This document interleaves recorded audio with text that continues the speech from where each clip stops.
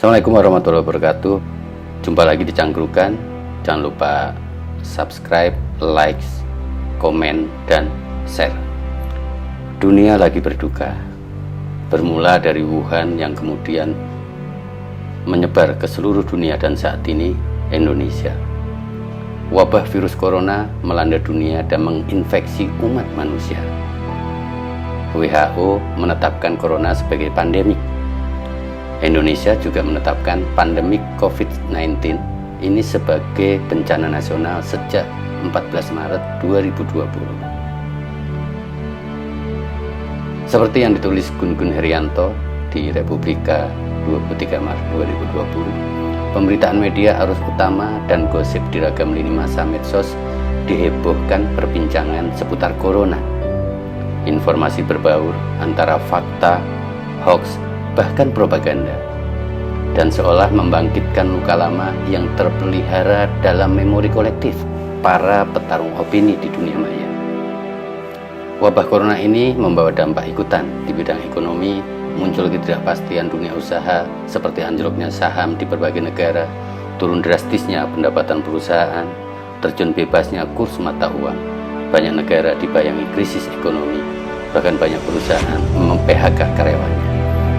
Di bidang sosial muncul perilaku kolektif seperti histeria massa, warga panik dan memborong barang-barang di supermarket dan pasar. Kecurigaan satu sama lain meningkat seiring simpang siurnya informasi wabah corona.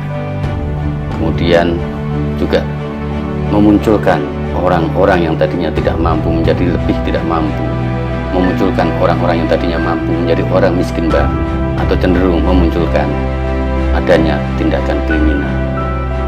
Politik pun terpapar wabah corona. Di tingkat elit terasa sekali munculnya perebutan panggung publisitas yang memanfaatkan kejadian luar biasa atau dalam komunikasi lazim disebut sebagai teen publicity. Terlebih di basis akar rumput, polarisasi hidup kembali. Realitas itulah yang mengharuskan kita berbenah dalam menghadapi bencana secara bersama-sama. Salah satu yang dibenahi adalah problem komunikasi. Semua pihak harus memahami pandemik corona ini sudah ditetapkan sebagai bencana nasional.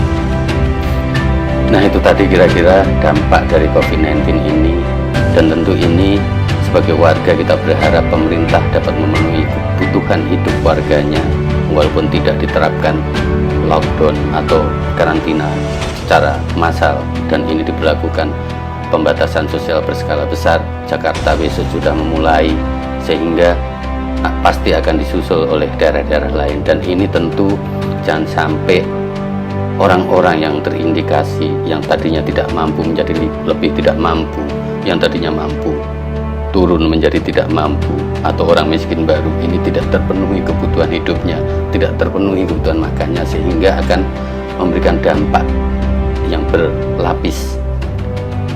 Dampak ketakutan dari coronavirus itu sendiri, kemudian dampak ekonomi yang mungkin akan menyebabkan frustasi sehingga masyarakat tidak memiliki imunitas dan akhirnya terpapar COVID-19.